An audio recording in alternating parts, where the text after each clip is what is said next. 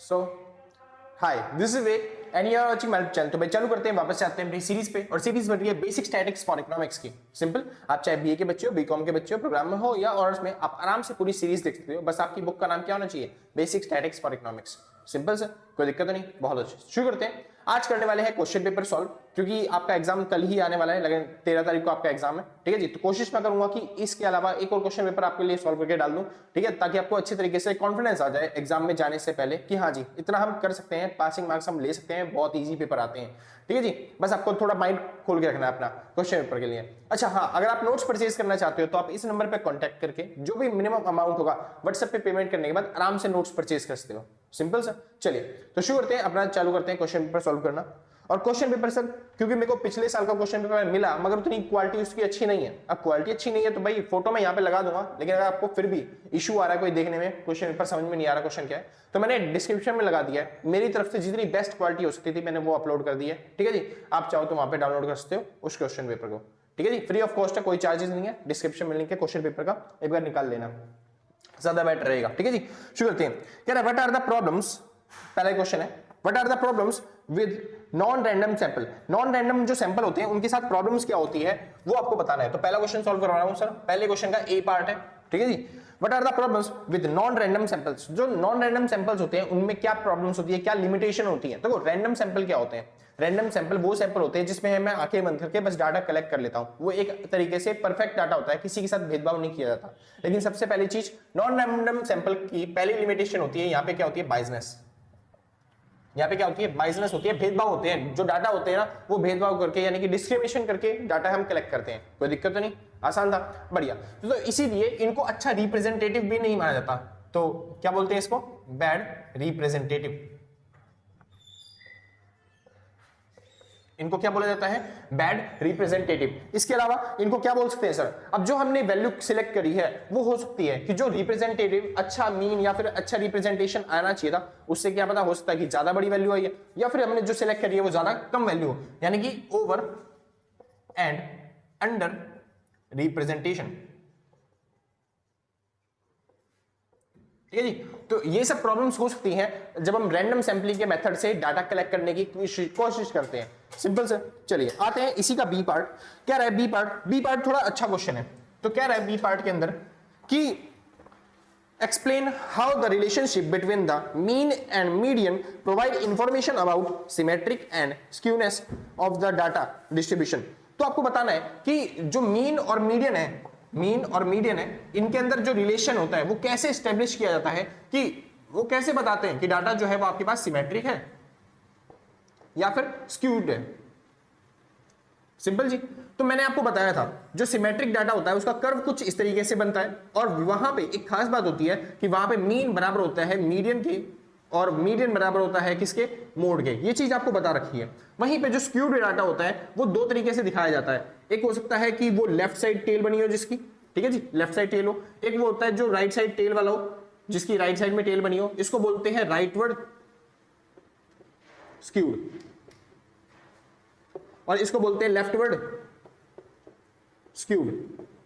ठीक है जी, इसको नेगेटिव स्क्यूड भी बोलते हैं, इसको पॉजिटिव स्क्यूड भी बोलते हैं, बाकी आपकी मर्जी, जैसा आप बोलना चाहो।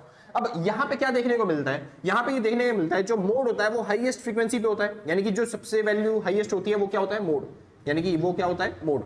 और आप देखोगे उससे जो लोएस्ट वैल्यू होती है, यानी कि उससे नीचे वाली वैल्यू, वो होती है मीडियन की। उससे नीचे वाली वैल्यू किसकी होती है? मीडियन की। तो ये रहा आपका मीडियन। ठीक है, सॉरी इधर नहीं, इधर नहीं, यहां पे। तो ये आपका मीडियन होता है, सिंपल। और उससे जो नीचे वाली वैल्यू होती है वो आपका होता है मीन। उससे जो नीचे वाली वैल्यू है वो आपका क्या होता है? मीन। तो आपको देखने को मिलेगा यहाँ पे कि अगर काउंट किया जाए 1 2 3 इस तरीके से, तो जो मीन होता है वो छोटा होता है किससे? मीडियन से, और छोटा भी होता है किससे? मोड से। कौन से वाली चलते हैं डाटा में? कौन से स्क्यूड डाटा में? लेफ्टवर्ड स्क्यूड या फिर नेगेटिवली स्क्यूड डाटा के अंदर। वहीं पे अगर देखा जाए तो जो मीन होता है वो बड़ा होता है किससे? बड़ा होता है मोड से, और मोड बड़ा होता है किससे? चलते हैं, सॉरी, मीन बड़ा होता है मीडियन से, और मीडियन बड़ा होता है किससे? मोड से। कौन से डाटा में? राइटवर्ड स्क्यूड डाटा में, या फिर जिसे हम बोलते हैं पॉजिटिवली स्क्यूड डाटा में। तो जो मीन मीडियन मोड के रिलेशन है वो स्क्यूनेस और सिमेट्रिक और नॉन सिमेट्रिक डाटा भी बताते हैं आपको। सिंपल जी, तो इस तरीके से आप आराम से चेक कर सकते हो डाटा हमारा स्क्यूड है या फिर सिमेट्रिक है। आगे चलते हैं, दूसरा क्वेश्चन क्या रहा है? दूसरा क्वेश्चन सर, पहला पार्ट उसका क्या रहा है, what are the collection method, collection method कौन से डाटा के वो आपको समझाना है। एक्सप्लेन मेजर ऑफ एरर, यानी कि गलतियां कैसे निकाल सकते हैं उसको आपको बताना है कि मेजर्स ऑफ एरर क्या होते हैं। तो भाई कलेक्शन मेथड देखो दो तरह के डाटा होते हैं, एक होते हैं प्राइमरी डाटा और एक होते हैं हमारे पास सेकेंडरी डाटा। ठीक है जी, प्राइमरी डाटा को कलेक्ट करने के लिए अलग मेथड है, सेकेंडरी डाटा को कलेक्ट करने के लिए अलग मेथड है। लेकिन फिलहाल आपकी बुक के हिसाब से ये वाले डाटा नहीं थे, आपकी बुक के हिसाब से दो तरह के मेथड बताए गए थे। पहला जो मेथड होता है वो होता है सेंसस मेथड, दूसरा होता है हमारे पास सैंपल मेथड।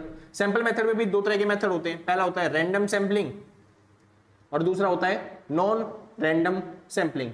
ठीक है जी, ये सब चीजें मैं करवा चुका हूं सर चैप्टर्स के अंदर, जो स्टार्टिंग के चैप्टर थे ना पहले दूसरे चैप्टर उसके अंदर ये कंप्लीट हो चुका है, आप जाओ के चेकआउट कर सकते हो। ठीक है जी, यहाँ पे मैंने करवाया था आपको रैंडम सैंपलिंग मेथड के अंदर क्या बोलते हैं, strategic sampling, mixed sampling, probability sampling, purposive sampling. ठीक है जी, और नॉन रैंडम सैंपलिंग के अंदर हमने करा था कि क्या बोलते हैं कोटा सैंपलिंग। ठीक है जी, और ऐसे ऐसे सैंपलिंग हमने कर रखी है सब चीजें।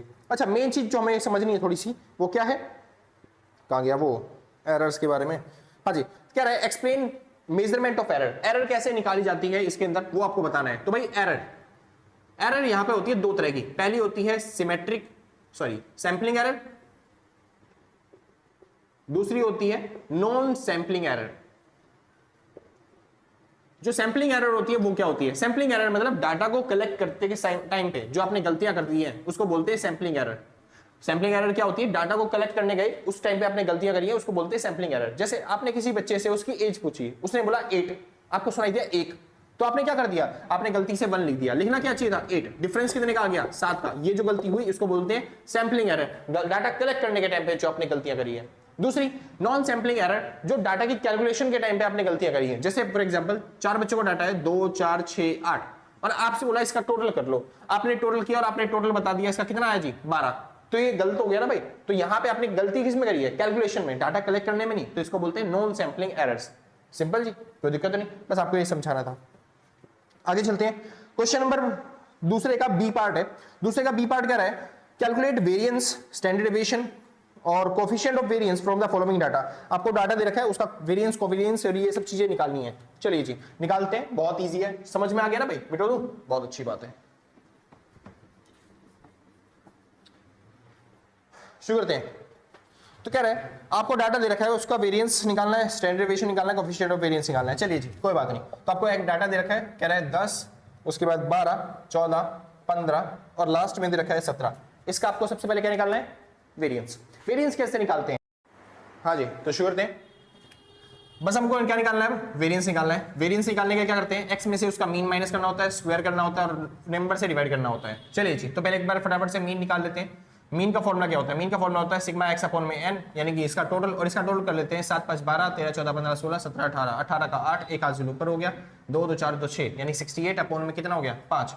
5 से काटेंगे तो 5 1 5 हो गया, 5 3 15 हो गया, 5.6 आ गया, 13.6। ठीक है जी, तो हमारे पास मीन आया 13.6 और यहाँ पे हो सकती है गड़बड़, क्योंकि यहाँ पे थोड़ा सा पॉइंट ऑफ वाला मामला आ गया। तो एक काम करते हैं, शॉर्टकट मेथड यूज करते हैं जिसको हम ए मान के चलेंगे। तो यहाँ पे x माइनस में a निकाल लेते हैं हम, ठीक है जी, इसी को मीन मान लेते हैं। तो ये हो गया हमारे पास माइनस का 4, माइनस का 2, 0 2 और 4, सॉरी यहाँ पे हो जाएगा 1 और 3। अब इसका स्क्वायर कर लेते हैं, तो x माइनस में a काम कर रहे हैं, स्क्वायर करने जा रहे हैं। तो यहाँ पे हो गया 16, ये हो गया हमारे पास 4 0 1 और 9। ठीक है जी, हमने स्क्वायर भी कर लिया। अब हम क्या करना होता है, अब हमें क्या करना होता है, इसके बाद कुछ नहीं, बस इन सब का टोटल करना होता है। तो हो गया क्या बोलते हैं 3 और 1 4, 4 से 4 कट गया, इधर आ गया -2, इधर आ गया 16 4 20, 20 और 10 30। ठीक है जी, चलिए अब एक बार फॉर्मूला लगा देते हैं स्टैंडर्ड डेविएशन का। स्टैंडर्ड डेविएशन का इस बार दूसरा फॉर्मूला लगेगा। वो फॉर्मूला क्या होता है, सिग्मा एक्स माइनस में सिग्मा एक्स का होल स्क्वायर, ठीक है जी, अपॉन में एन और अंडर दी, अच्छा ये रूट तो उसमें आता है ना। चलिए जी, इतने भी सॉल्व करते हैं, हमारा आंसर आ जाएगा। तो सिग्मा एक्स स्क्वायर का हमें पता चल गया, टोटल वैल्यू दे रखी है आपको कितनी 30, तो यहाँ पे लिख दिया मैंने 30 अपॉन में एन यानी कि नंबर यानी कि 5 दे रखा है, माइनस में मीन कितना दे रखा है आपको, ये मीन ही होता है पूरा पूरा जो हम निकाल रहे होते हैं ना। चलिए, तो सिग्मा एक्स अपॉन में एन यानी कि आपको दे रखा है माइनस का 2 बटे में 5, ना ना ना ना ना ना ना, एक सेकेंड भाई, हाँ तो ये अलग होता है सिग्मा एक्स अपॉन में एन यहाँ पे, क्योंकि ये dx होता है। ठीक है जी, ये dx होता है ना, इसको हम dx बोलने लग जाते हैं क्योंकि मीन तो अलग वैल्यू है। फिलहाल चलिए, तो ये हो गया हमारा माइनस का 2 अपॉन में 5 और उसके बाद इसका क्या करना है, हमें स्क्वायर करना है। चलिए जी सॉल्व कर लेते हैं एक बार इसको। तो 30 बटे में 5 यानी कि इधर आ गया हमारे पास 6, और क्या बोलते हैं ये हो गया 0.4 का स्क्वायर कितना हो गया 416 यानी कि 0.16, ठीक है जी। और इसमें से घटा दिया तो आपका आंसर आ गया 5.16 चले गए तो 84, सिंपल जी। तो आपके पास क्या आ गया वेरिएंस। और आपके कोई बोले आप स्टैंडर्ड डेविएशन निकालने के लिए, तो स्टैंडर्ड डेविएशन का फॉर्मूला होता है अंडर द रूट वेरिएंस, तो ये हो गया अंडर द रूट 5.84, सिंपल खत्म।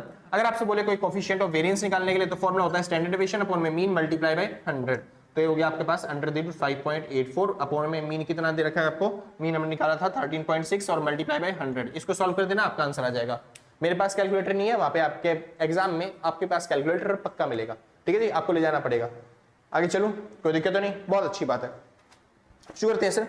अगला आता है हमारे पास तीसरा क्वेश्चन क्या है, explain any two of graphical descriptive method. दो आपको ग्राफिकल डिस्क्रिप्टिव मेथड बताने फॉर क्वालिटेटिव डाटा।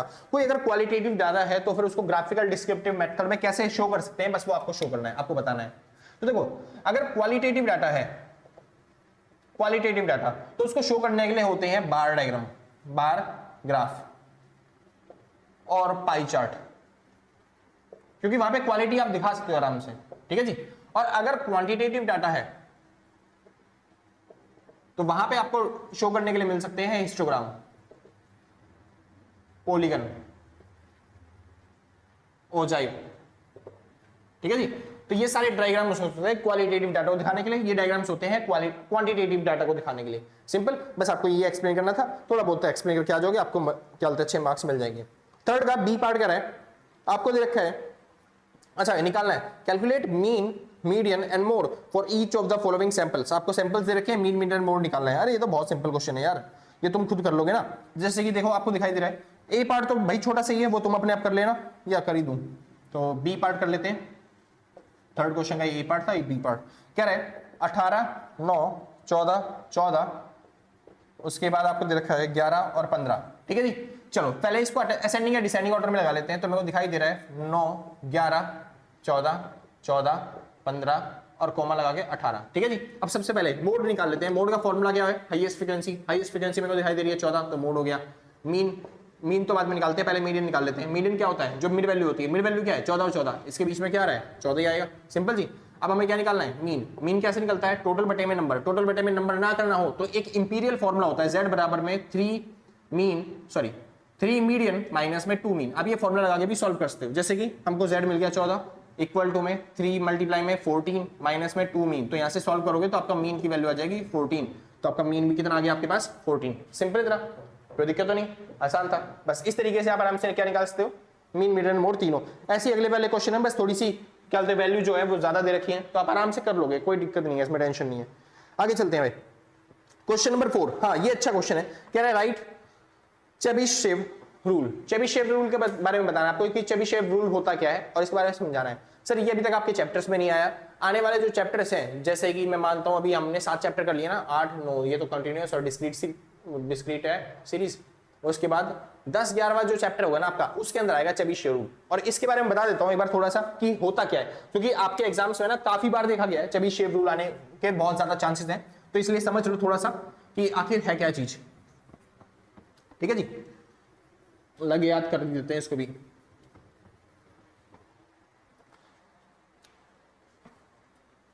हाँ जी, तो चेबीशेव रूल पूछा है इसके अंदर, और कुछ नहीं पूछा ना, चलो फिर ठीक है, ये तो बता ही देता हूं, ठीक है। तो भाई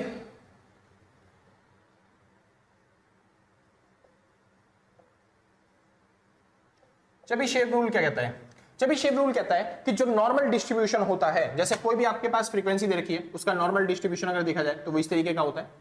जो हाईएस्ट पीक होती है यही आपका मीन मीडियन मोड सब कहलाता है, ठीक है जी। तो चेबीशेव रूल कहते हैं जो आपको डाटा दिया होता है ना, वो ज्यादातर जो डाटा होता है वो एवरेज लोगों के लिए होता है, यानी कि मिर्च वाले लोगों के लिए होता है। अगर आप कॉर्नर की तरफ जाओगे तो ज्यादा डाटा नहीं मिलेगा आपको, रिपीटेशन, एक का दुक्का बंदे मिलेंगे जो फेलियर होते हैं, एक का दुक्का बंदे मिलेंगे जो टॉप पे आ रहे होते हैं, वरना ज्यादातर जो लोग होते हैं दुनिया में वो क्या होते हैं, एवरेज होते हैं। सिंपल, ज्यादातर जो डाटा होता है वो क्या होता है, किसी भी चीज का वो एवरेज के अराउंड लाइज करता है। चलिए, तो सबसे पहले बात आती है, इसको हम क्या बोलते हैं, इसको हम बोलते हैं सर मीडियन, सॉरी इसको हम बोलते हैं मीन, वही एवरेज की बात होती है ना, मीन। अब उसके बाद चेबीशेव रूल कहता है कि ना यहां से एक लाइन खींचो, कहां पे, ये कह रहा है मीन माइनस में 1 स्टैंडर्ड डेविएशन, मीन माइनस में 1 स्टैंडर्ड डेविएशन। ठीक है जी। फिर यहां से एक लाइन खींच दो फिर दोबारा से, वो कहां पे, ये है, ये प्लस का है, सॉरी प्लस वाली साइड बढ़ती है ना, ये मीन प्लस में 2 स्टैंडर्ड डेविएशन, ये है लाइन मीन प्लस में, सॉरी माइनस में 2 स्टैंडर्ड डेविएशन। सेम ऐसी अगली लाइन जो कि हो जाएगी म्यू प्लस में 3 स्टैंडर्ड डेविएशन, ऐसे म्यू माइनस में 3 स्टैंडर्ड डेविएशन। ठीक है जी।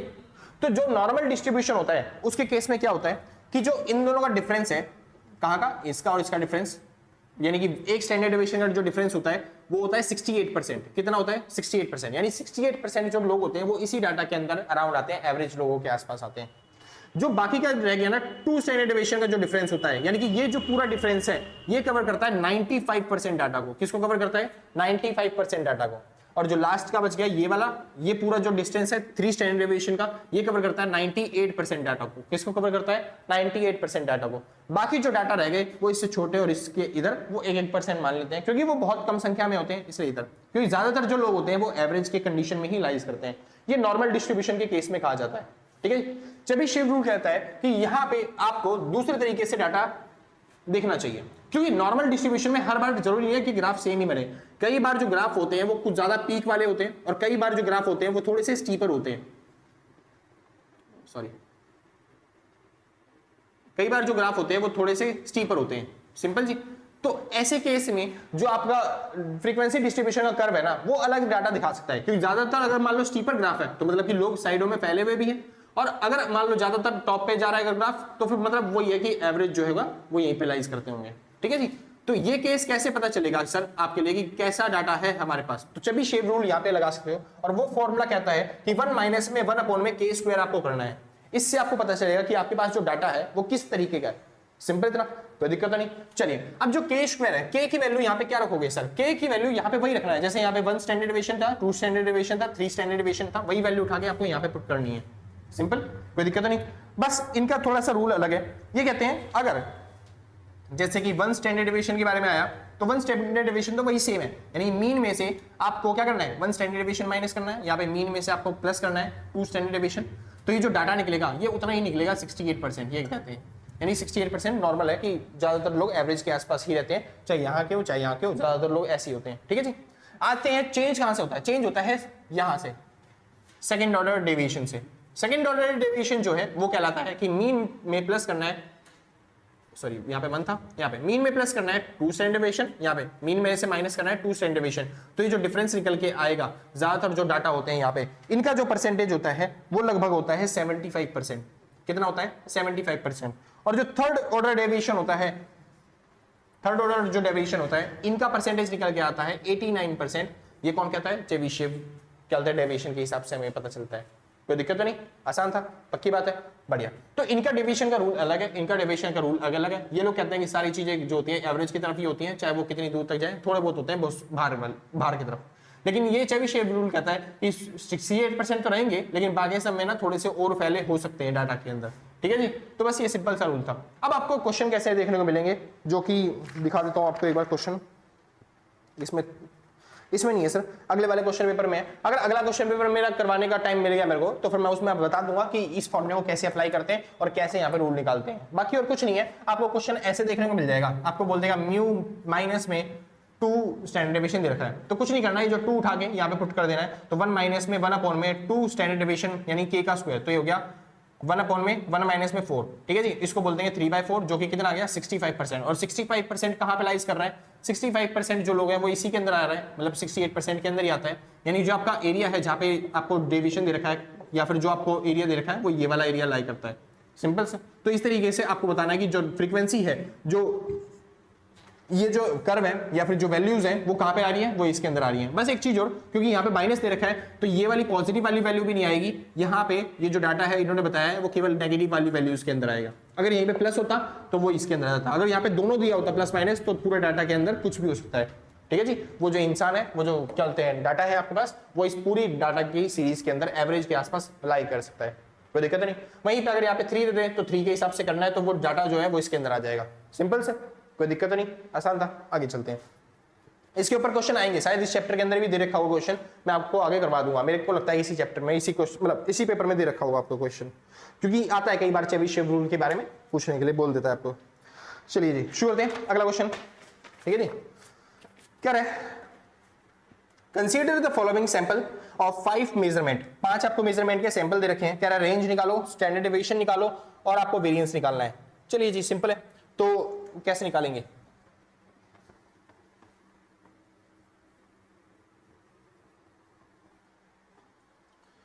हाँ जी, consider the following samples of 5 measurement, आपको दे रखा है 5 मेजरमेंट का सैंपल, यानी कि 6, 7, 7, 6 और 9। कह रहा है आपको क्या निकालना है इसके अंदर, आपको निकालना है रेंज, स्टैंडर्ड डेविएशन और ये सब चीजें निकालनी है। चलो जी सिंपल है, रेंज का फॉर्मूला होता है हाईएस्ट माइनस में लोएस्ट, हाईएस्ट वैल्यू कौन सी है 9, माइनस में लोएस्ट वैल्यू कौन सी है 6, रेंज आ गया आपका 3, खत्म, ठीक है जी। अब आपको क्या निकालना है, स्टैंडर्ड डेविएशन। स्टैंडर्ड डेविएशन कैसे निकलता है, पहले इसका मीन निकाल के माइनस करना पड़ेगा, है ना, तो मीन निकाल लेते हैं। और 7 7 14 7 7 7 14 7 8 20 7 4 28 7 5 35, 7 5 कितना हो गया 35, तो ये हो गया 35, 35 बटे 5, आपका आंसर आ गया 7, तो एवरेज जो वैल्यू आई वो 7 आई। तो बस कुछ नहीं करना आपको, क्या करना है अब आपको स्टैंडर्ड डेविएशन निकालने के लिए, तो x में से आपको माइनस करना है मीन, और से x में से जैसे ही मीन माइनस करोगे तो ये हो जाएगा -1, ये हो जाएगा आपके पास 1, ये हो जाएगा 0, और फिर हो जाएगा आपके पास माइनस का 1, फिर हो जाएगा आपके पास 2। सिंपल जी, चलो x में से मीन माइनस करना था, ठीक है जी, माइनस माइनस, ठीक है चलिए हो गया।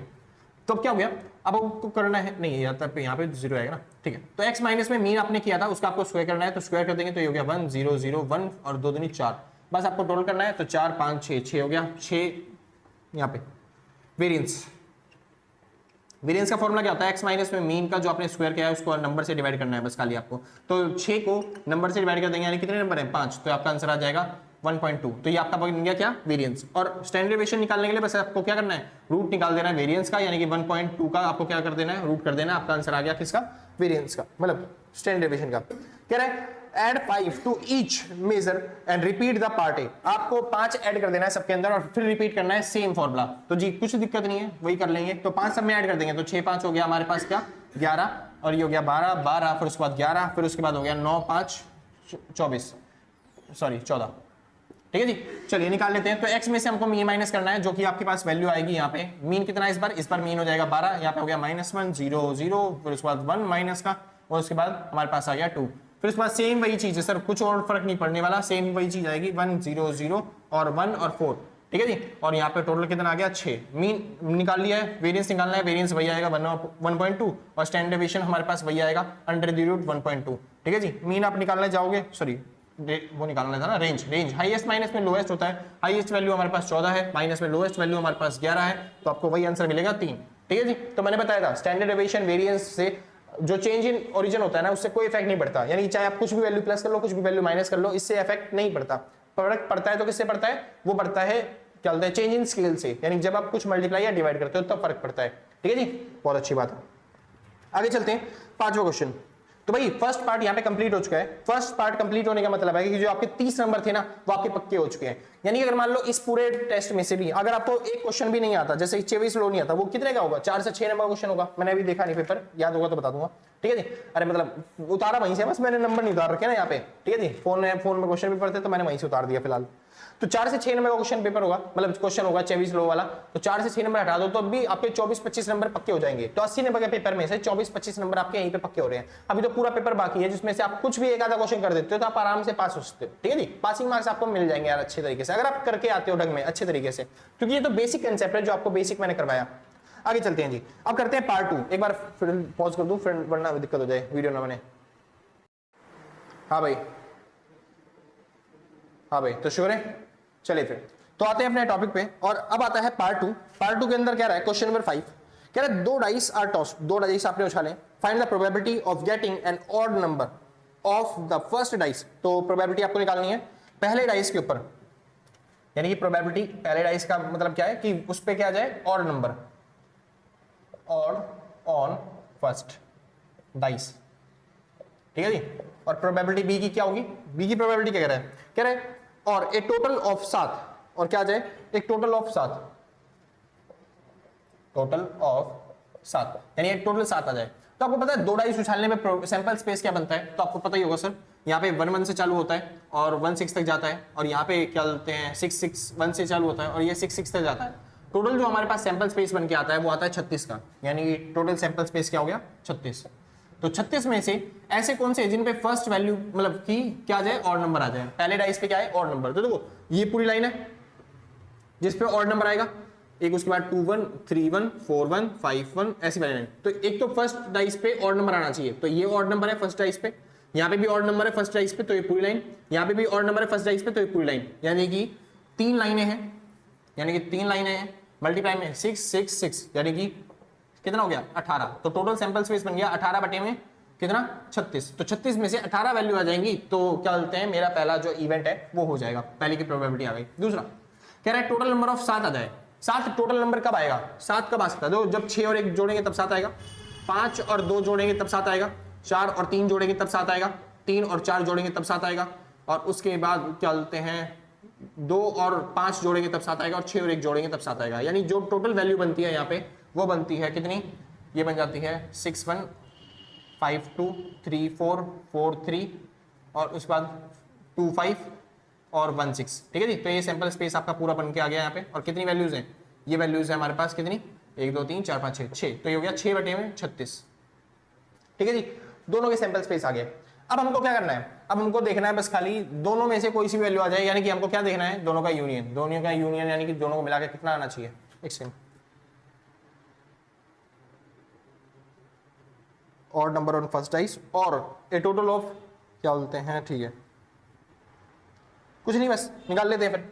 तो यूनियन निकालना है। अभी इसका यूनियन कैसे निकालें, ये तो सिंपल ही है सर, नहीं कॉमन भी है ना कुछ, तो भाई उसको माइनस करना पड़ेगा। चलिए निकालते हैं कि इन दोनों में कॉमन वैल्यू क्या है, इंटरसेक्टिंग निकालते हैं पॉइंट। तो कॉमन वैल्यू कौन सी है, तो आपको दिखाई दे रहा होगा कि ये 5 2 जो है ये कॉमन वैल्यू है 1, जिसमें आगे और नंबर है लेकिन इनको जोड़ देने पे क्या आ रहा है 7 आ रहा है। तो पहला कॉमन वैल्यू हो गया 5 और 2। दूसरा कॉमन कौन सी आ रही है, 3 और 4 की वैल्यू कॉमन आ रही है, तो हो गया 3 और 4 की वैल्यू कॉमन है। ठीक है जी। अगली कॉमन है 1 और 6, 1 और 6, तो 3 वैल्यू हमको दिखाई दी जो क्या है कॉमन है, तो हम बोल सकते हैं 3/36 है प्रोबेबिलिटी दोनों के कॉमन वैल्यू आने की। तो बस हमें और बोल रखा था उसने, तो हमको यूनियन निकालना है। प्रोबेबिलिटी ए यूनियन बी कैसे निकलता है, तो आपको पता ही है, प्रोबेबिलिटी ऑफ ए प्लस में, प्रोबेबिलिटी ऑफ बी माइनस में, probability of A intersection B. ठीक है जी, सॉल्व कर लेते हैं फटाफट से। तो हो गया 18 बटे में 36 जमा में 6 बटे में 36 और उसके बाद माइनस में 3 बटे में 36। सॉल्व कर लेंगे, 18 और 6 हो गया हमारे पास कितना 24, 24 में से 3 गए 21, तो 21 बटे में 36 और आपका क्वेश्चन सॉल्व हो गया, आंसर आपका आ गया। ठीक है जी, खत्म क्वेश्चन। सिंपल था, आसान था, बस ऐसे ही करके आना है क्वेश्चन। आगे चलते हैं। अच्छा इसको काट सकते हो भाई 3 के बारे से, 3 समझे 21 और 3 के बारे में 12 पे आता है, तो 7/12 आपका आंसर आ जाएगा, बाकी और कुछ नहीं। शुरू करते हैं इसका बी पार्ट।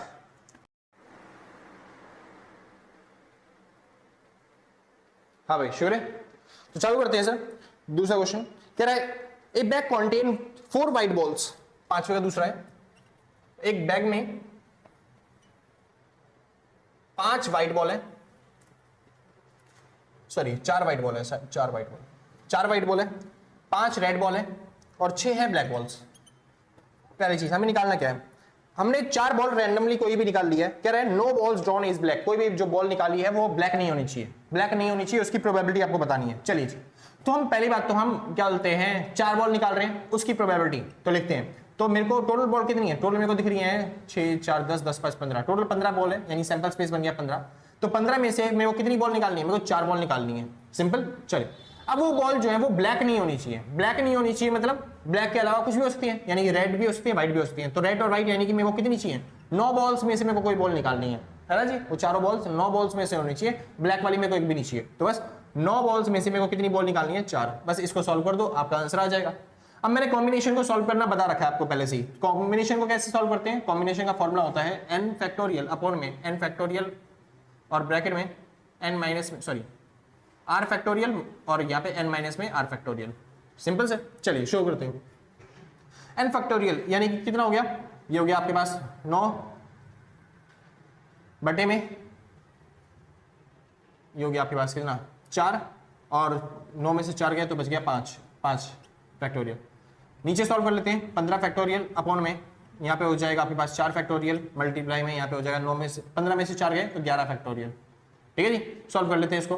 तो 4 से ये 4 कट जाएगा 9 को मैं लिख सकता हूँ ऐसे, 9 मल्टीप्लाई में 8 मल्टीप्लाई में 7 मल्टीप्लाई में 6 मल्टीप्लाई में 5 फैक्टोरियल, इससे ये कट जाएगा। 15 को मैं लिख सकता हूँ ऐसे, 15 मल्टीप्लाई में 14 मल्टीप्लाई में 13 मल्टीप्लाई में 11 मल्टीप्लाई में 12 मल्टीप्लाई में 11 फैक्टोरियल, तो इससे ये भी कट जाएगा। तो हमारे पास जो वैल्यू बची है वो बची है 9 मल्टीप्लाई 8 मल्टीप्लाई 7 मल्टीप्लाई 6 अपॉन में 15 मल्टीप्लाई 14 मल्टीप्लाई 13 मल्टीप्लाई 12। ठीक है जी, अब इसको सॉल्व कर लेते हैं एक बार फटाफट से। तो हो गया 3 3 जा 9, 3 5 जा 15, 6 2 जा 12 हो गया हमारे पास, 7 2 जा 14 हो गया हमारे पास, 4 से 1 कट गया, यहाँ पे बच गया 2, और इसको एक बार सॉल्व कर लेते हैं तो कितना हो गया, ये हो गया 3 2 जा 6, तो 6 अपॉन में यहाँ पे हो गया 13 5 जा 65, तो 6 अपॉन में 65 आपका आंसर आ गया। सिंपल जी, कोई दिक्कत तो नहीं, बहुत अच्छे, खत्म आपका। आगे कह रहा है at least 1 ball of each colour, आपको एक बॉल चाहिए वो भी हर एक कलर की, एक बॉल चाहिए वो भी आपको हर एक कलर की। ये थोड़ा सा मुश्किल क्वेश्चन है। क्यों मुश्किल है, देखिए क्यों मुश्किल है वो देखिए, आपको देखिए यहाँ पे 3 कलर की बॉल रखी है और आपको कितनी बॉल्स निकालनी है, 4 बॉल निकालनी है। अगर हर एक कलर की बॉल चाहिए तो फिर आपके पास 3 ही तो बॉल आएंगी, यानी कि 4 बॉल निकालने के लिए कोई एक बॉल ऐसी होगी जो आपको 2 निकालनी पड़ेगी। सिंपल, कोई दिक्कत तो नहीं। चलिए अब चालू करते हैं। जैसे फॉर एग्जांपल हम मान के चलते हैं ए, बी और सी ऑप्शन। ए में मान के चलते हैं कि हमने 2 बॉल निकाली है व्हाइट, यानी हम 2 बॉल निकाल सकते हैं व्हाइट वाली, एक बॉल निकाल सकते हैं रेड वाली, एक बॉल निकाल सकते हैं कौन सी, आपकी ब्लैक वाली। ठीक है जी, चलिए यहाँ पे अगली बार मान के चलते हैं 2 रेड निकाल रहे हैं, तो एक बॉल आ जाएगी आपके पास व्हाइट, 2 आएगी आपके पास रेड और एक बॉल आएगी आपके पास ब्लैक।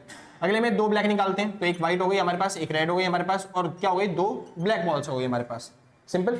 चलिए अब एक बार निकालते हैं फटाफट से कि इनके पे मतलब इनकी निकालने की प्रोबेबिलिटी क्या होगी। तो 2 व्हाइट बॉल आने की प्रोबेबिलिटी क्या होगी, कुछ आइडिया है आपको? 2 व्हाइट बॉल आने की प्रोबेबिलिटी क्या होगी?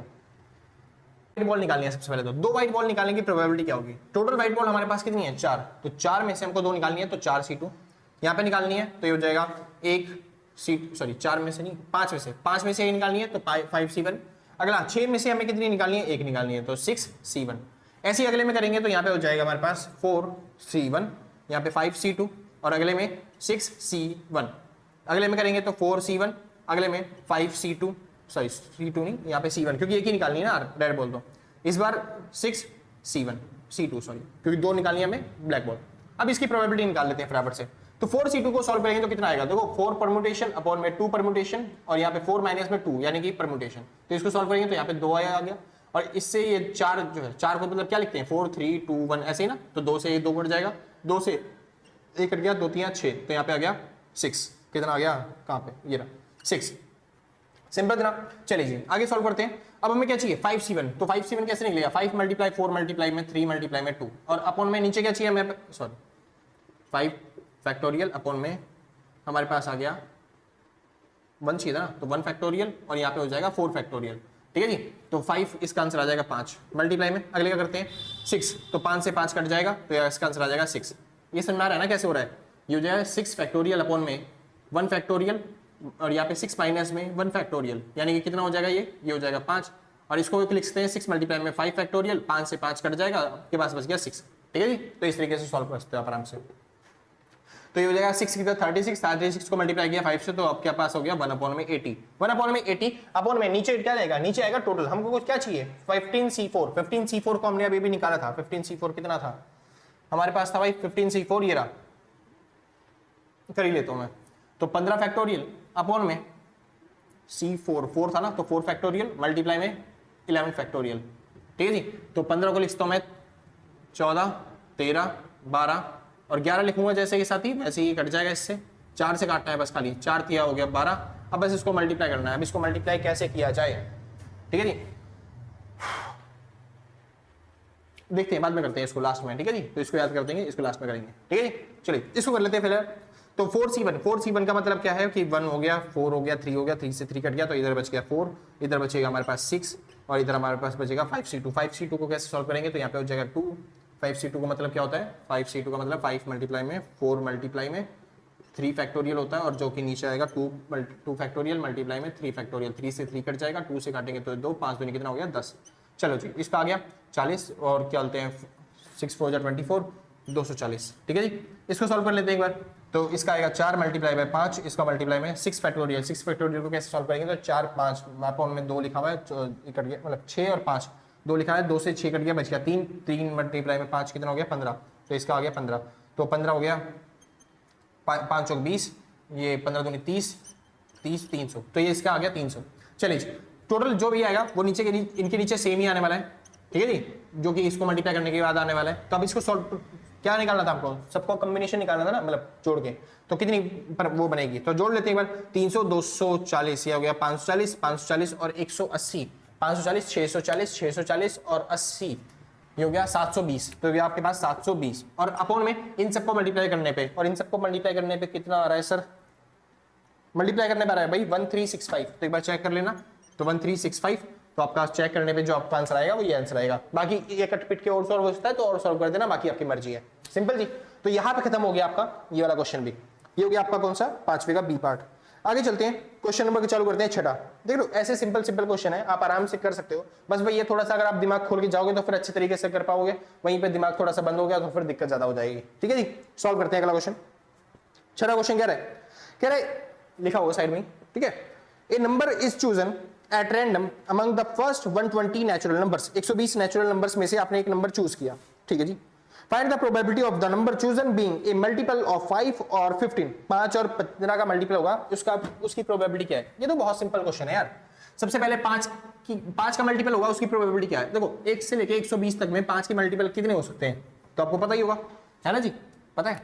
तो प्रोबेबिलिटी हम ए निकालते हैं, मल्टीपल ऑफ 5, मल्टीपल ऑफ 5, 5 का मल्टीपल क्या हो गया, तो 5 से मल्टीप्लाई होने वाले 5 10 15 20 ये सब चीजें होती हैं, तो कुछ नहीं करना आपको, निकालने के लिए टोटल 5 से डिवाइड कर देना है, 5 से डिवाइड करोगे तो आपका आंसर आ जाएगा 24, तो आपका मल्टीपल ऑफ 5 कितना आ गया 24 नंबर हो सकते हैं ऐसे जो 5 से डिवाइड हो सकते हैं, जैसे 5 10 15 20 ऐसे करते करते।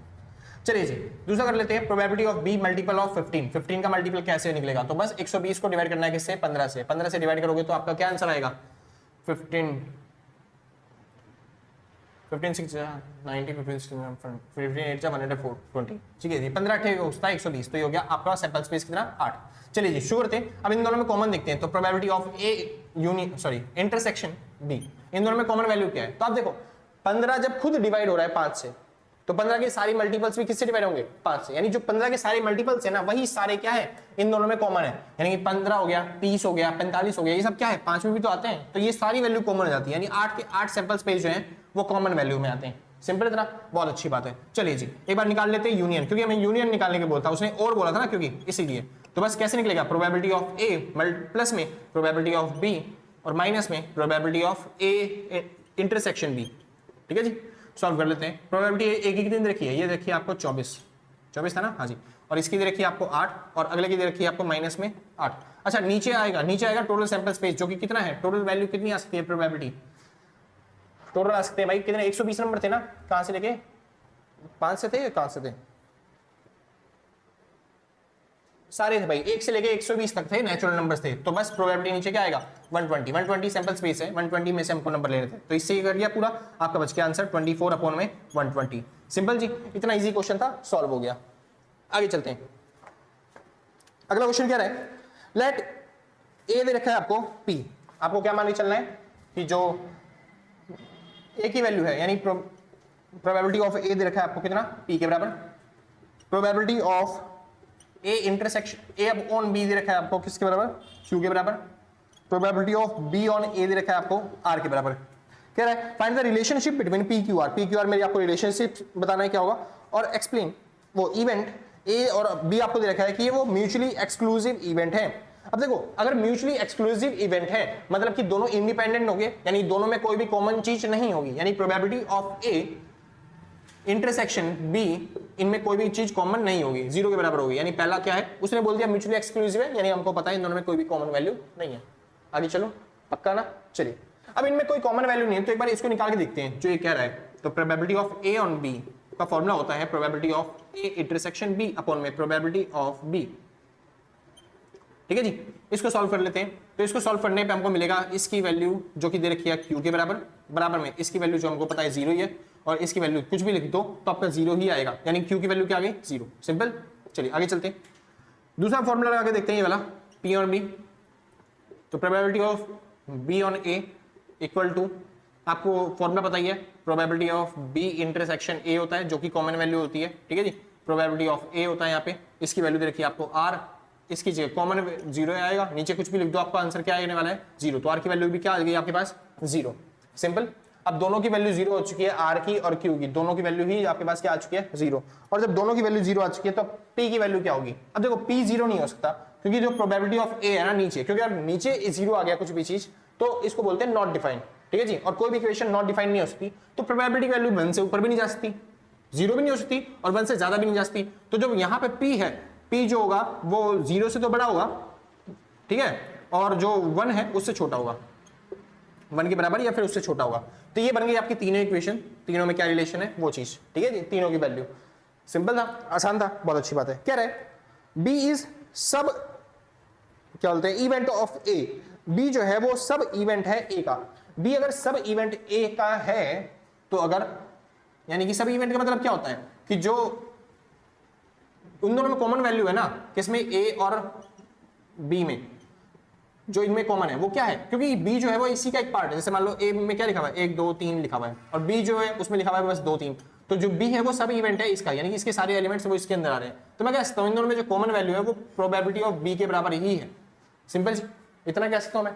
तो बस अगर ये बात कह रहा है तो इसमें क्या करने के लिए कह रहा है, तब रिलेशन बताने के लिए कह रहा है कि रिलेशन बताओ। चलो जी बता देते हैं। तो बी वाली वैल्यू कौन सी होती है? Probability of A on B. तो probability of A on B जो होगा वो probability of A intersection B के बराबर अपॉन में प्रोबेबिलिटी ऑफ बी के बराबर। अब जब आपको पता ही है probability of A on B, अच्छा इंटरसेक्शन कॉमन वैल्यू जो है वो पी बी के बराबर है, तो मैं कह सकता हूँ पी बी ऊपर आ गया, पी बी नीचे आ गया, तो आपको पता चल जाएगा probability of A on B जो होगा इसकी वैल्यू कितनी आएगी 1।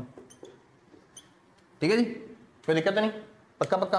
तो ऐसे आप वैल्यू निकाल सकते हो। वहीं पे अगर दूसरी वैल्यू पुट करी जाए, यानी कि दूसरा फॉर्मूला पुट किया जाए ये वाला, तो यहाँ पे आपको दिख रहा है ऊपर वैल्यू क्या आएगी कॉमन, कॉमन क्या है पीबी, तो इसकी जगह मैं क्या लिखूंगा पीबी, तो जगह probability of B on A equal to इसकी वैल्यू क्या आ गई इसके बराबर, क्योंकि दोनों बराबर है ना इसीलिए।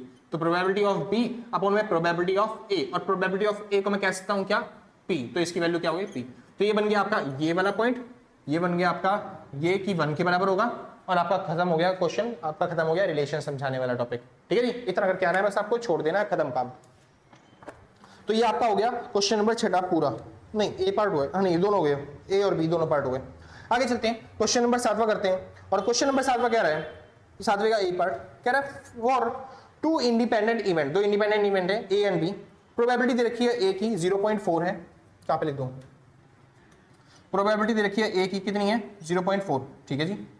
प्रोबेबिलिटी दे रखी है आपके पास बी की जो कि दे रखी है कितनी 0.2। कह रहे हैं आपको निकालना है probability of B on A, और आपको निकालना है probability of A union B. अब देखो ये सब चीजें ना मैं आपको बचपन में सिखा चुका हूँ, ये सब जो सवाल है ना आप पहले ही कर चुके हो, चैप्टर्स के अंदर मैं सब करवा चुका हूँ भाई, ज्यादा मुश्किल नहीं है। आप खुद देख रहे हो, पहला क्वेश्चन हमने पूरा कंप्लीट कर लिया, 30 नंबर हमारे कंप्लीट हो चुके हैं, ठीक है जी। और ये वाले क्वेश्चन भी ऐसे ज्यादा तुरंखा वाले नहीं है जो आपको नहाते हो। चलिए जी फिलहाल सॉल्व कर लेते हैं। अब देखो जब दो इंडिपेंडेंट इवेंट हैं, जब दोनों क्या है इंडिपेंडेंट, तो उनमें कोई कॉमन वैल्यू होगी क्या? नहीं जी बिल्कुल भी नहीं होगी। तो probability of A intersecting B मैं कह सकता हूं ये 0 के बराबर है। इंडिपेंडेंट इवेंट है ना, एक दूसरे पर डिपेंड नहीं है, और जब एक दूसरे के ऊपर डिपेंड नहीं होते तो हमको पता ही है ये फॉर्मूला होता है, ठीक है जी। अच्छा 0 के बराबर ये वाला तो फिलहाल हर जगह अप्लाई नहीं होता, लेकिन इंडिपेंडेंट इवेंट के केस में मैंने आपको सिखाया था ये वाला फॉर्मूला हर जगह अप्लाई होता है। कौन सा? कि जो probability of A intersection B होता है ना वो बराबर होता है प्रोबेबिलिटी ऑफ ए मल्टीप्लाई में प्रोबेबिलिटी ऑफ बी के। ये फॉर्मूला मैंने स्पेशल सिखाया था इंडिपेंडेंट इवेंट के अंदर, ठीक है जी। तो अगर आपने पढ़ा हो अच्छे तरीके से तो भाई आपको याद होगा ये वाला फॉर्मूला। फिलहाल वैल्यू पुट करते हैं, सॉल्व करते हैं। प्रोबेबिलिटी ऑफ ए कितना देखा है 0.4, प्रोबेबिलिटी ऑफ बी दे रखा है 0.2, तो मल्टीप्लाई में 0.2, 4 दूनी हो गया 8, यानी कि 0.08, ठीक है जी। तो आपका आंसर ये आ गया 0.08, किसकी वैल्यू? इंटरसेक्शन पॉइंट की। अब हमें निकालना है B on A, probability of B on A कैसे निकलेगा? ये निकलेगा probability of B intersecting A upon में प्रोबेबिलिटी ऑफ ए, ठीक है जी। चलिए तो बी ऑन ए का इंटरसेक्टिंग पॉइंट कॉमन वैल्यू 0.08 दे रखी है आपको, और अपॉन में प्रोबेबिलिटी ऑफ ए आपको दिखाई दे रहा है 0.4। जैसे इसको सॉल्व करेंगे तो पॉइंट से नीचे आ जाएगा एक 0, और ये पॉइंट से पॉइंट हट जाएगा, ठीक है जी। और इसको काटेंगे तो 8 बन जाए 8, 8 5 जा 40, 1 अपॉन में 5, यानी इसको बोल सकते हो आप 0.2, ठीक है जी। खत्म, कोई दिक्कत तो नहीं, बढ़िया। और मैंने बताया भी था प्रोबेबिलिटी ऑफ बी ऑन ए बराबर होती है प्रोबेबिलिटी ऑफ बी के, जब आपका इंडिपेंडेंट इवेंट होते हैं तब, ठीक है जी। फिलहाल आपको निकालना है A union B. Probability of A union B कैसे निकलेगा, वही आपको पता ही है, बचपन से आप करते आ रहे हो, प्रोबेबिलिटी ऑफ ए जमा में प्रोबेबिलिटी ऑफ बी माइनस में probability of A intersecting B. चलिए जी, इसकी वैल्यू दे रखी है 0.4, इसकी वैल्यू दे रखी है 0.2, इसकी वैल्यू दे रखी है माइनस में 0.08। ठीक है जी, 4 5 6 यानी कि 60 में से 8 चला गया तो आपका कितना बचेगा 0.52। तो आपका खत्म हो गया सवाल पूरा। ठीक है जी, आगे चलते हैं। अगला क्वेश्चन थोड़ा सा अच्छा क्वेश्चन है भाई, 7वें का बी पार्ट जो है वो अच्छा है, ये कुछ ज्यादा वैसे मुश्किल नहीं है, हाँ मगर अच्छा है, क्योंकि मैंने बताया था बेस थ्योरम आएगी और बेस थ्योरम का ही क्वेश्चन दे रखा है आपको। ठीक है जी, ये पूरा बेस थ्योरम का क्वेश्चन है। पढ़ते हैं क्या कह रहा है the content of urns first second third and fourth are follow. आपको कुछ दे रखी है डिटेल्स कि first urns, second urns, third urns और फोर्थ यून्स की डिटेल दे रखी है। कह रहा है one urns is chosen at random and 2 balls from it, उसमें से 2 बॉल्स चूज करिए, एक यून में से आपने 2 बॉल्स चूज करिए। ठीक है जी, they happen to be white and red, और पहले ही बता दिया आपको कि वो क्या है, एक व्हाइट है और एक क्या है, रेड है। चलो, what is the probability that they chosen from urn fourth, यानी कि प्रोबेबिलिटी बताओ कि ये जो बॉल्स हैं वो चूज करिए कहां से, फोर्थ उसमें से, यून में से। कोई दिक्कत तो नहीं, सिंपल था, सॉल्व करें। चलिए जी शुरू करते हैं। एक बार फटाफट से मिटा दो बोर्ड, फिर उसके बाद आपको समझाता हूं कि क्या ऐसा क्वेश्चन है, क्या चीज है, नोट कर लेना भाई फटाफट। हाँ भाई, तो चालू करते हैं, आते हैं अपने क्वेश्चन पे। कह रहा है Bayes theorem, what is the probability that they come from urn first. ठीक है जी, और जैसे ही मैंने बताया था बेस थ्योरम के अंदर आपको करना क्या होता है, तो बेस थ्योरम के अंदर बहुत सिंपल सा टॉपिक होता है, क्या आपको लेट करना होता है, let E be the event जो आपको दे रखा है क्वेश्चन में, that they come from urn fourth. ठीक है जी, ई हमने मान लिया कि ये यून फोर्थ से आए हैं, उसकी प्रोबेबिलिटी है, और जिसकी प्रोबेबिलिटी क्या होगी 1/4 के बराबर, क्योंकि हमारे पास कितने यून है, 4 ही तो यून है। लिख देता हूं यहाँ पे, पहले पास जो यून है उसमें है 4 व्हाइट, दूसरा ब्लैक, 2 ब्लैक और थर्ड 3 रेड। उसके बाद 2 white 1 black 1 red, 3 white 2 black 5 red, 4 white 5 black और 3 रेड। ठीक है जी, तो हमारे पास ये दे रखे हैं सारे के सारे, ये फर्स्ट यून है, ये सेकंड हो गया, ये थर्ड हो गया हमारे पास, और ये लास्ट हो गया हमारे पास फोर्थ। सिंपल। अब चारों की अगर प्रोबेबिलिटी अगर आप पूछोगे तो सेम वैसी ही रहेगी, प्रोबेबिलिटी ऑफ क्या बोलते हैं फर्स्ट यून जो जाएगी हमारे पास 1/4, सेकंड की भी 1/4, थर्ड की भी 1/4। ठीक है जी, क्वेश्चन वाले ने बोला था जो हमने बॉल्स निकाली हैं वो बॉल्स कौन कौन सी हैं, एक है व्हाइट और एक है रेड। चलिए जी, अब उनकी प्रोबेबिलिटी देख लेते हैं कि व्हाइट और रेड की बॉल आने की प्रोबेबिलिटी क्या होगी। तो लेट द क्या माने आर मान लेते हैं, B the probability of white and red ball from urn first. तो फर्स्ट यून में से आने के व्हाइट और रेड की प्रोबेबिलिटी क्या होगी, तो ये रहा व्हाइट और ये रहा रेड, तो व्हाइट और रेड यून के आने की प्रोबेबिलिटी क्या होगी फर्स्ट यून में से। तो देखो हमको कितनी बॉल निकालनी है, हमको कितनी निकालनी थी 2। ठीक है जी, तो हमको निकालनी है 2 बॉल्स, तो यानी अगर देखा जाए तो 12 में से हमें 2 बॉल निकालनी है। ठीक है जी, बहुत अच्छी बात है। उसके बाद हमें एक तो चाहिए व्हाइट वाली, यानी कि हमें एक बॉल निकालनी है व्हाइट वाली, तो एक में से एक ही थी क्या इसके पास, चलो एक ही है भाई, तो एक बॉल चाहिए हमें व्हाइट वाली, तो 1/1 हो जाएगा 1c1। दूसरा हमें इसमें से चाहिए थी दूसरी रेड में से, ये हो जाएगा 3c2 3c1, क्योंकि एक चाहिए हमें किसमें से, रेड में से। आगे चलते हैं। ठीक है जी, वैसे सेम निकालते हैं यहाँ पे सेकंड यूनिट में से, सेकंड यूनिट में से नीचे तो वही आएगा 12c2, हमें 2 बॉल चाहिए इस बार सेकंड यूनिट में से, जो कि हमारे पास आएगा कितना आ जाएगा ये, तो हमें चाहिए 2 व्हाइट में से, तो 2c2 2c1, और एक चाहिए हमें किस में से, रेड में से, तो 1c1।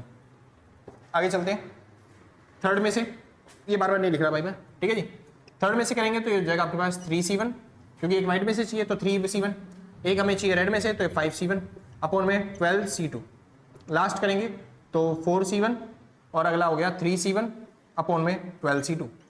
अब इसको सॉल्व कर लेते हैं फटाफट। तो 12c2 को सॉल्व करेंगे तो हो जाएगा 10 से 10 कट जाएगा, ये बचेगा यहाँ पे 12 मल्टीप्लाई में 11 अपॉन में 2 से काट दिया तो ये बच गया यहाँ पे कितना 6, कितना बचा यहाँ पे 6, ये हो जाएगा टोटल कितना 66। सिंपल जी। चलिए इसको सॉल्व कर लेते हैं। तो 1 अपॉन में 1 हो जाएगा, 1 अपॉन में 1, 1 में से 1 गया तो आपके पास बन गया 0, ऊपर बचा आपके पास, ये तो कुछ होगा नहीं, 1 अपॉन में 1 हो जाएगा, ठीक है जी, 1 का परम्यूटेशन, और यहाँ पे हो जाएगा 1 में से 1 गया, 0 परम्यूटेशन जिसको हम 1 ही बोलते हैं, और इससे कट जाएगा तो इसका 1 ही आएगा, ठीक है जी। तो 1 मल्टीप्लाई में यहाँ पे 3c2 3c1 तो होगा 3 मल्टीप्लाई में 2 मल्टीप्लाई में 1, ठीक है जी, 3 में से 1 गया तो 2, 2 से 2 कट गया, बस आपके पास कितना बच गया 3, तो इधर आ गया 3, तो ये जो है हमारे पास कितना 1 मल्टीप्लाई में 3, ये हो जाएगा हमारे पास 3 अपॉन में 66, सिंपल इतना। चलिए यहाँ पे आने की प्रोबेबिलिटी क्या होगी वो देख लेते हैं। तो नीचे तो आ गया 66, सिंपल इतना। चलिए ऊपर देख लेते हैं, 2 परम्यूटेशन अपॉन में 1 परम्यूटेशन, मल्टीप्लाई में 2 में से 1 गया तो 1 परम्यूटेशन, तो इससे कटेगा कुछ भी तो 2 ही आएगा ऊपर, मल्टीप्लाई में इसको देख लेते हैं 1c1 तो 1 परम्यूटेशन 1 परम्यूटेशन 0 परम्यूटेशन जिसका आंसर 1 होता है, तो इससे कट गया 1 आ गया, तो इसका हो गया 2 में 66। चलिए जी इसको चेक कर लेते हैं, तो नीचे 66 तो आ ही रहा है, ऊपर देख लेते हैं 3 और 1 का मैंने निकाल चुका हूँ पहले से 3 आएगा, और 5 1 का निकाल चुका हूँ पहले से ही 5 आएगा। अगले चलते हैं, यहाँ पे 4 आएगा, मल्टीप्लाई में 3 आएगा, अपॉन में 66 आएगा, तो 4 3 हो गया 12 अपॉन में 66, और इसका हो गया 5 3 15 में 66। इतना समझ में आ गया, कोई दिक्कत तो नहीं। चलिए अब लगाते हैं हम अपना फटाफट से बेस थ्योरम, ठीक है जी। तो यहाँ पे लगा रहा हूँ भाई इसके नीचे। तो बेस थ्योरम क्या कहता है, तो आपको प्रोबेबिलिटी निकालनी है।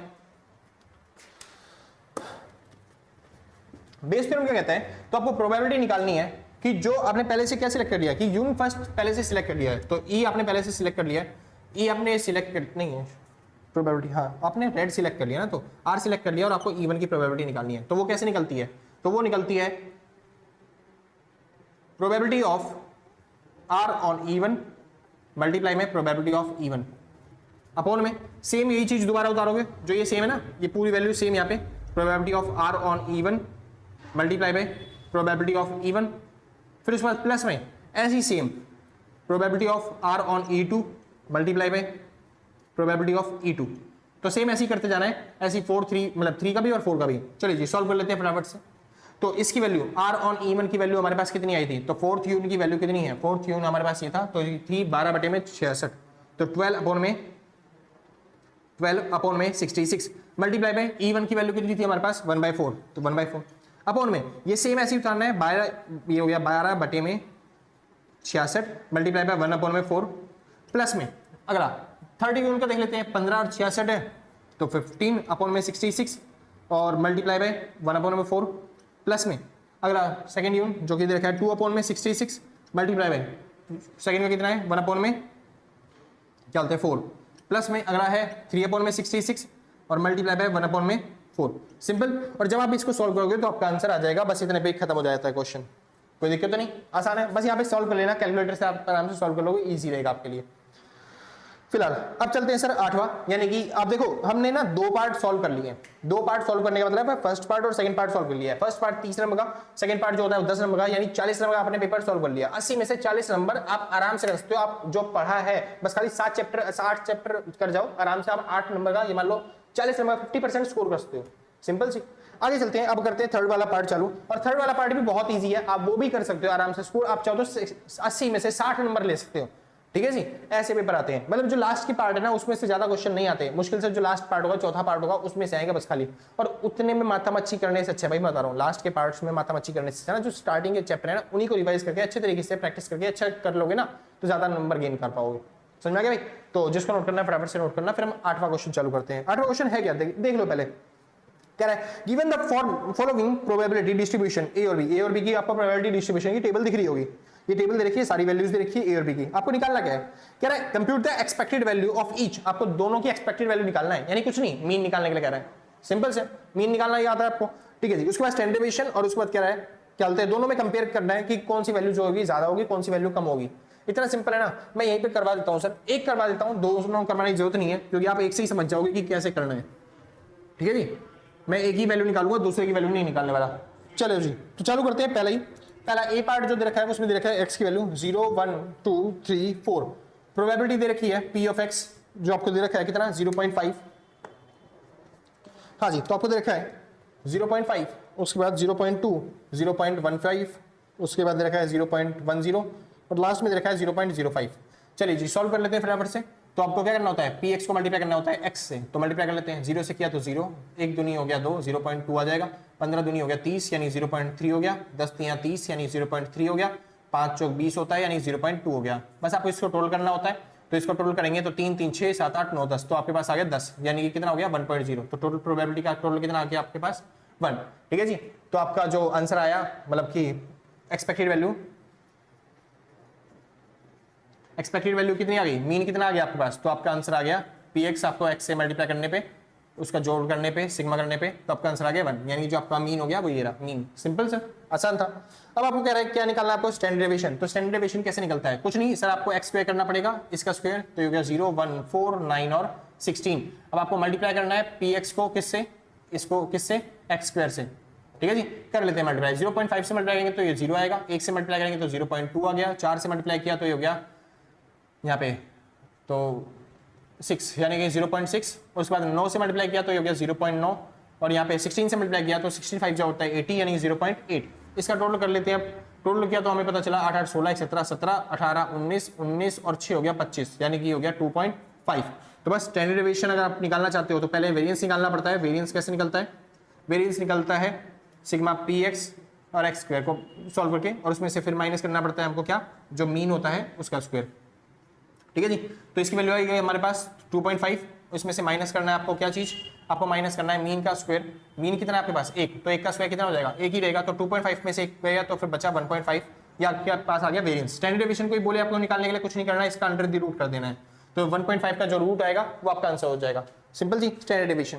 कह रहा है अब आपको रिजल्ट कंपेयर करना है, तो भाई एक बार इसका भी मीन और स्टैंडर्ड डेविएशन निकाल लेना, दूसरे वाले टेबल का बता देना फिर कौन सी वैल्यू ज्यादा है कौन सी वैल्यू कम है। सिंपल ना, इतना इजी क्वेश्चन था, आप आराम से कर सकते हो। देखो बहुत इजी क्वेश्चन आएगा, बहुत इजी पेपर आएगा, बस आपको माइंड अपना खोल के रखना पड़ेगा। माइंड खुला हुआ है तो आप आराम से कर पाओगे। जितना आपने किया है ना क्वेश्चन 4 चैप्टर करे उनके दोबारा एक बार रिपीट कर दो, दोबारा एक बार रिवाइज कर दो, बेस्ट भाई, आपका पेपर पार दोगे आराम से। ठीक है जी, आगे चलते हैं। कह रहा है 9वां क्वेश्चन, कह रहा है एक रैंडम वेरिएबल दे रखा है आपको x, follow the continuous uniform distribution. ठीक है जी, बट ए लोअर बाउंड्री। भाई ये वाला जो क्वेश्चन है ना ये थोड़ा सा अलग है, क्योंकि मैंने अभी 8वां चैप्टर और 9वां चैप्टर नहीं करवाया, ये जो है 9वें चैप्टर का क्वेश्चन है। ठीक है जी, वैसे बता देता हूं, कोई दिक्कत नहीं है कि आप आराम से कर पाओ आपके एग्जाम्स में। ठीक है जी, तो शुरू करते हैं।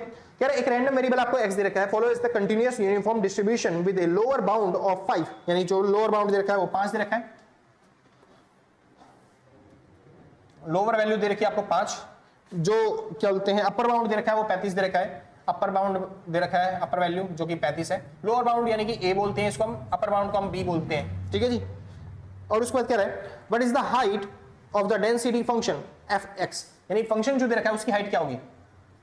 हाइट निकालने का फॉर्मूला सर, उसमें आप जब चैप्टर करोगे 9वां चैप्टर तब मैं आपको समझाऊंगा अच्छे तरीके से कि हाइट निकालने का फॉर्मूला होता है 1/b माइनस में a। तो b कितना दे रखा है आपको, b दे रखा है आपको 35, उसमें से a घटाना है यानी कि 5 घटाया तो आपको बच्चा चल गया 1/30, ये आपकी हाइट आ गई किसी भी क्वेश्चन की। अगर आपको निकालनी है हाइट तो ऐसे निकाल सकते हो, आसान है ना, कोई दिक्कत तो नहीं, बस खत्म। दूसरा क्वेश्चन कह रहा है, इसका दूसरा पार्ट क्या कह रहा है, कह रहा है what is the mean and standard deviation. Mean और स्टैंडर्ड डेविएशन निकालना है। अरे मीन निकालना तो सिंपल सी बात है, मान लो कोई डाटा दे रखा है उसमें 2 ही वैल्यू है, उसका मीन कैसे निकलेगा, बस दोनों को जोड़ के 2 से डिवाइड करना है, वही सेम।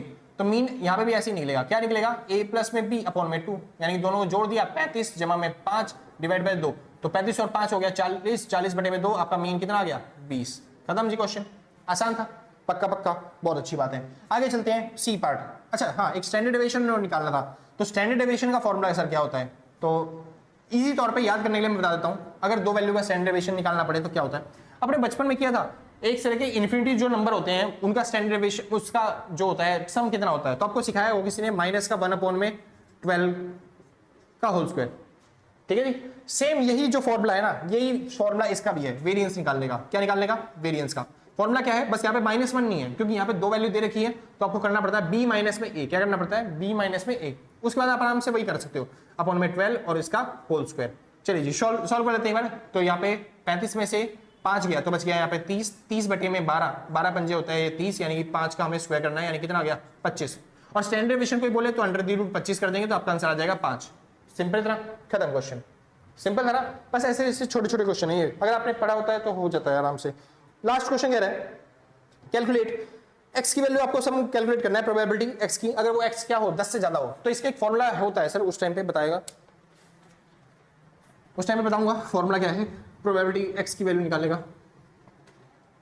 तो देखिए, तो जो आपने किया है ना यहाँ पे हाइट निकाली है, सेम वही फॉर्मूला होता है। बस यहाँ पे ना ऊपर भी सेम वैल्यू आ जाती है। जैसे हाइट निकालने फॉर्मूला आपने क्या लगाया, 1 में b माइनस में a निकाला, सेम यही फॉर्मूला ऊपर भी लगा दो, यानी b माइनस में a। बस यहाँ पे आपको b जो है ना, ये वाली जो वैल्यू है, यहाँ पे आपको वो वैल्यू पुट करनी है, आपको यहाँ पे वो वैल्यू पुट करनी है जहां तक कि वो हाइट चाहता है। वो यहाँ पे किसकी हाइट चाहता है कि x की वैल्यू 10 से ऊपर होनी चाहिए, उसकी प्रोबेबिलिटी बतानी है। तो यहाँ पे x की वैल्यू 10 से ऊपर वाली पुट करनी है, यानी 10 पुट करना है। गला बैठ गया भाई बोलते बोलते, तो समझ लो ध्यान से आराम से। x की वैल्यू 10 पुट करेंगे तो 10 माइनस में a की वैल्यू दे रखी है 5 अपॉन में 10 माइनस में 5, सिंपल जी, सॉरी 10 नहीं, b है, b कितना था, 35 था, सॉरी भाई माफी चाहूंगा, यहाँ पे हो गया 35। तो 10 में से 5 गए तो यहाँ पे बच गया 5, और यहाँ पे 35 में से 5 गए आपके पास तो बच गया यहाँ पे 30। इसको सॉल्व करेंगे तो यह हो जाएगा 1/6। तो आपका क्वेश्चन खत्म। ठीक है जी, प्रोबेबिलिटी क्या होगी 1/6। आसान था इतना, कोई दिक्कत तो नहीं, बढ़िया खत्म, बस इतना क्वेश्चन था। अगला कह रहा है एक्सप्लेन कंटीन्यूअस यूनिफॉर्म डिस्ट्रीब्यूशन क्या होता है। अच्छा ये थ्योरी वाला क्वेश्चन है भाई, तो ये तो आराम से कर लोगे।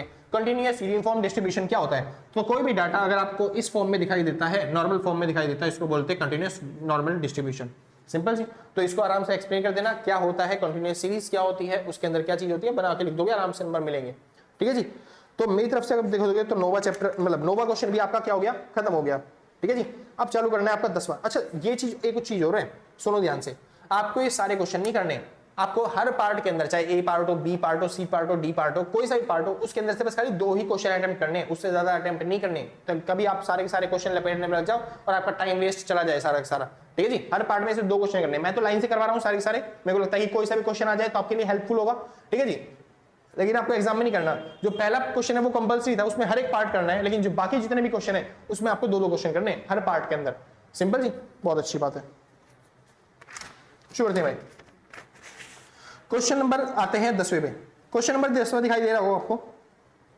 ठीक है जी, 10वां भी भाई थोड़ा सा अलग है। 10वें में भाई एक जेड टेस्ट लगेगा। जेड टेस्ट आपको आगे वाले चैप्टर जो होंगे ना उनमें करवाना पड़ेगा, तब आपको समझ में आएगा। जेड टेस्ट का फॉर्मूला क्या होता है सर? जेड टेस्ट का फॉर्मूला होता है जेड बराबर होता है, क्या बोलते हैं, जेड बराबर क्या होता है, हाँ जी भूल गया क्या मैं, जेड बराबर होता है भाई कुछ ना कुछ माइनस में म्यू होता है, अपॉन में होता है स्टैंडर्ड डेविएशन। इधर क्या होता है, हाँ एक्स होता है, इधर कुछ नहीं है, नॉर्मल वैल्यू एक्स। जो भी आपको वैल्यू निकालनी होती है उसकी वैल्यू यहाँ पे पुट करोगे। म्यू, म्यू का मतलब होता है मीन, तो जो भी आपको मीन दे रखा होगा वो यहाँ पे पुट करना है, स्टैंडर्ड डेविएशन दे रखा होगा तो यहाँ पे पुट करना है। जैसे क्वेश्चन देख लेते हैं सर जेड का, जेड टेस्ट का। ठीक है जी, कह रहा है number of text sent per day, क्या बोलते हैं, बाय ए सैंपल। कुछ लोग हैं जो कि क्या बोलते हैं टेक्स्ट मैसेज पे बात करते हैं, तो कह रहा है 811 टीन्स यानी 811 जो बच्चे हैं उन्होंने टेक्स्ट मैसेज पे बात किया। नॉर्मली वो एक दिन में बात करते हैं, तो कह रहा है मीन जो उनका आया, यानी कि वो एक बच्चा जो है वो एवरेज कितने मैसेज करता है दूसरों को, वो दे रखा है आपको 37, और स्टैंडर्ड डेविएशन दे रखा है आपको 7। देखो आपको स्टैंडर्ड डेविएशन में मिल गया, आपको मीन भी मिल गया, 37 मिल गया मीन, और स्टैंडर्ड डेविएशन आपको कितना मिल गया, 7। सिंपल, अब दोनों वैल्यू मिल गई है, बस जैसे ही आपको x मिल जाएगा वैसे आप क्या निकालोगे, आराम से z टेस्ट निकाल लोगे। ठीक है जी, कह रहा है क्वेश्चन में पहला क्वेश्चन कह रहा है about how many teens sent between 24 and 38, 24 से लेकर 38 के बीच में कितने जो है वो टेक्स्ट मैसेज जो होंगे वो भेजे होंगे, वो आपको कैलकुलेट करना है। कोई दिक्कत नहीं सर, इसी के अंदर वैल्यू पुट कर देंगे, सॉल्व कर देंगे। देखो 38 तो हमें पता है मीन हमारा है ना जी, तो मीन है हमारे पास 38। x की वैल्यू कितनी दे रखी है आपको, x की वैल्यू कितनी दे रखी है जी, 24। ठीक है, 24 और 38 के बीच में निकालना था ना कि कितना हमारे पास टेक्स्ट मैसेज भेजा गया है, और स्टैंडर्ड डेविएशन आपको 7 दे रखा था। इसको सॉल्व कर लेते हैं, इसमें इसको घटा देंगे तो ये बचेगा 6, 6 और 8 हो गया 14, 14 यानी कि माइनस का बटे में 7 हो गया, -2 आपका आंसर आ गया। और ये जो है वैल्यू ये आपको पुट करके देखनी पड़ेगी, जो मैंने स्टार्टिंग में आपको वो नहीं बताया था, क्या बताया था स्टार्टिंग में, अरे जो रूल बताया था, किस कौन था वो, हाँ जी चेबशेव रूल। जो चेबशेव रूल बताया था ना उसके अंदर आपको ये वैल्यू पुट करके देखनी है, तब जाके आप आराम से अपना आंसर निकाल पाओगे। सॉल्व कर लेते हैं एक बार कैसे। हाँ जी, तो आपका -2 आया, तो -2 का मतलब क्या है, -2 का मतलब है कि आपका जो आंसर है वो मीन माइनस में 2 स्टैंडर्ड डेविएशन है। ठीक है जी, अब एक ग्राफ बना लेते हैं, उसके अंदर पुट कर देते हैं इनकी वैल्यूज। तो यहां पे होता है म्यू, यहाँ पे होता है +1 स्टैंडर्ड डेविएशन, यहाँ पे होता है -1 स्टैंडर्ड डेविएशन, यहाँ पे होता है -2 स्टैंडर्ड डेविएशन, यहाँ पे होता है +2 स्टैंडर्ड डेविएशन। तो बस आपको इसकी वैल्यू निकालनी है, +1 से लेके मतलब -2 से लेके +2 तक की। यहाँ की वैल्यू निकालनी है, क्योंकि -2 आपका आंसर आएगा। अच्छा -2 है बस खाली, तो आपको इतने की वैल्यू निकालनी है। ये वैल्यू एरिया कितना होगा, कितने बच्चे होंगे जो यहाँ पे ऐसे टेस्ट मैसेज करते होंगे, वो सब चीजें निकालनी है। सिंपल जी। चलिए सॉल्व करते हैं। तो फॉर्मूला होता है म्यू माइनस में 2 स्टैंडर्ड डेविएशन। तो म्यू आपको दे रखा है 38 माइनस में 2 स्टैंडर्ड डेविएशन आपको दे रखा है 7। ठीक है, 7 दूनी 14 हो गया, 14 38 में से चला गया तो आपको पता चल जाएगा भाई क्या, अरे 14 38 में से चला गया तो कितना आ गया, वही तो आ गया 24। ठीक है जी, तो ये वही वैल्यू होती है जो यहाँ पे दे रखी है। ठीक है जी, तो ये जो वैल्यू है यानी कि जो आपका आंसर आया कि कितना आंसर है -2, तो -2 उसके अंदर लाइज करता है। अब -2 के अंदर कितने बच्चे होते हैं जो मैंने आपको बताया था, तो उसकी परसेंटेज क्या थी भाई,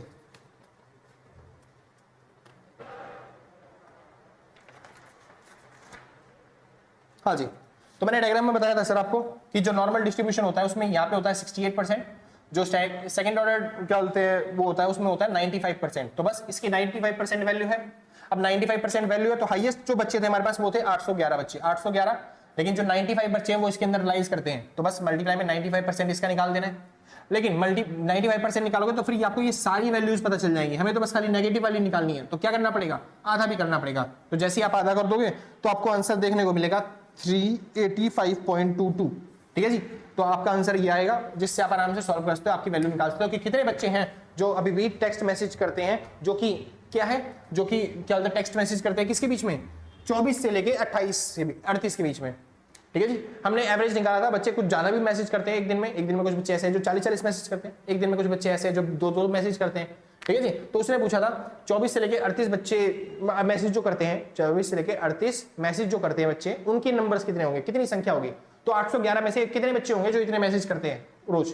ठीक है जी, तो हमने निकाला, जेड टेस्ट किया, वैल्यू पुट करी, सॉल्व किया, तो हमको पता चला सेकंड ऑर्डर डेरिवेटिव में आता है। सेकंड ऑर्डर डेरिवेटिव का मतलब होता है 95% जो बच्चे होंगे वो होंगे इसमें से जो क्या बोलते हैं इसमें वो करते हैं मैसेज करते हैं। तो हमने इसका 95 811 जो टोटल बच्चे थे उसका 95% हमने निकाल लिया, लेकिन 95% जो होता है वो पूरे का होता है, पॉजिटिव में भी और नेगेटिव में भी। ठीक है जी, यानी इस तरफ के भी 14 इस तरफ बड़े घटाने वाले और 14 इस तरफ बढ़े वाले बच्चे दोनों को दिखाता है, तो बस उसका आधा कर दिया। नेगेटिव वाले हमें पता चल गए 385 जो बच्चे होंगे लगभग वो टेक्स्ट मैसेज में बात करते होंगे, दिन में 24 से लेके 38 मैसेज तक करते होंगे। सिंपल सर, कोई दिक्कत नहीं। एक बार और समझते हैं, दूसरा पार्ट है इसका, उसमें थोड़ा सा उल्टा दे रखा है। दूसरा पार्ट क्या है, what is the probability that 18 selected randomly sent less than 818 message. कोई बच्चा मान लो हमने सिलेक्ट किया और वो 818 मैसेज करता है। देखो नॉर्मल सी बात है, 818 मैसेज, टोटल मैसेज एक दिन में कितने जाते हैं, 811 मैसेज जाते हैं, उससे ऊपर तो कोई मैसेज करता ही नहीं है। सिंपल ना भाई, चलिए मतलब 818 मैसेज करता है वो आपको बताना है। एक सेकंड, हाँ जी, 818 टेक्स्ट भेजता है वो आपको बताना है। तो 818 एक दिन में टोटल मैसेज कितने जाते हैं, 811 जाते हैं। अब 818 आपको सिलेक्ट करना है कि 818 जो है वो कितने, क्या बोल रहा हूं मैं, उल्टा बोल रहा हूं। What is the probability that 18 selected at random sent less than 818 text, वो 818 से कम टेक्स्ट भेजता है। तो भाई टोटल मैसेज जाते हैं 818 811, टोटल टेक्स्ट बताना आपको 818 से नीचे कौन भेजता है, तो वो कितने होंगे, ये मान लो 100% ही होंगे, सारे बच्चे जो होंगे वो 818 से नीचे ही आते हैं, क्योंकि वो 811 से भी तो नीचे ही है ना जी। अब इसको करेंगे कैसे, किसको कैसे सॉल्व करना है वो समझाता हूँ। कुछ नहीं है, 818 हमको निकालना है, तो 818 में z टेस्ट लगाएंगे, वही फॉर्मूला z टेस्ट का, x माइनस में म्यू अपॉन में स्टैंडर्ड डेविएशन।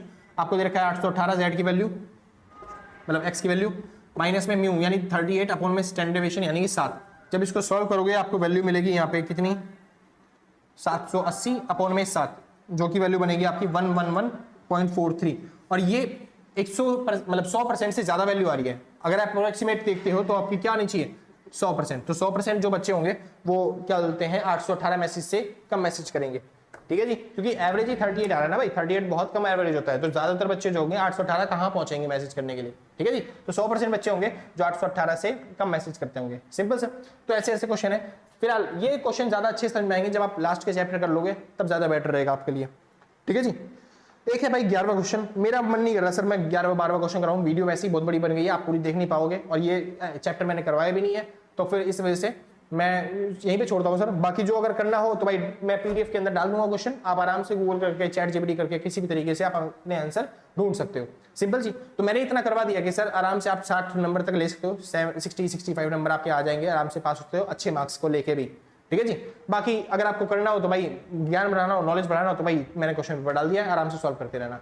ठीक है जी। तो आज के लिए बस इतना ही, मिलते हैं कल सेम टाइम सेम जगह और टाटा बाय बाय। अच्छा एक चीज और भाई, मेरे को पता है डीयू के जो स्टूडेंट्स हैं उनके पास जो क्वेश्चन पेपर होता है बहुत मुश्किल से मिलते हैं। तो अगर आपको क्वेश्चन पेपर मिल जाए, आपका जो क्वेश्चन पेपर आपको मिल जाए, तो एक काम करना, इस मेल आईडी पे अगर आप मेल कर दोगे तो हम कलेक्शन कर लेंगे, उसको कलेक्ट कर लेंगे, ताकि आने वाली जगह पे जरूरत पड़े किसी बच्चे को तो उसका यूज कर पाए।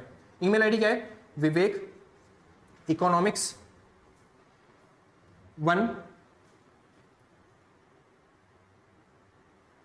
1@gmail.com। ठीक है जी। तो इस पे मेल आईडी पे अगर आप मेल कर देते हो तो आने वाले जो बच्चे होंगे उनके लिए मैं आराम से कंटेंट तैयार कर पाऊंगा, प्रीवियस ईयर पेपर सॉल्व करके आके डाल पाऊंगा। ठीक है जी। तो कोशिश करना अगर आपका पेपर हो जाए तो इस पे मेल कर दो आप। ठीक है जी। तो और हाँ, अगर किसी को नोट्स परचेज करने हैं तो इस नंबर पे कांटेक्ट करके जो भी मिनिमम अमाउंट होगा व्हाट्सएप पे पेमेंट करने के बाद आराम से नोट्स परचेज कर सकते हो। ठीक है जी। तो जिसको नोट करना है फटाफट से नोट करो, फिर उसके बाद टाटा बाय बाय। अरे यार फोकस